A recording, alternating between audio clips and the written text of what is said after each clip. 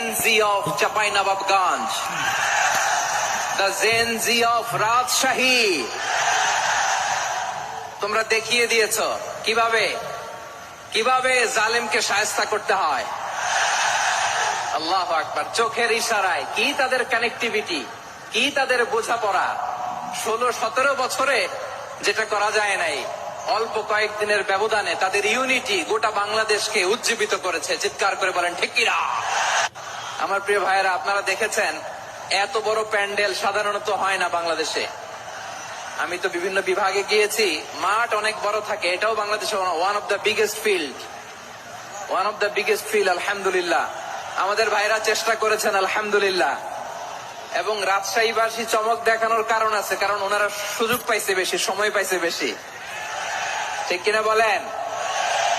ওনারা প্ল্যান করেছে, সব বিভাগ যেটা না করছে আমরা চাঁপাইনবাবগঞ্জ থেকে ওইটা করে দেখ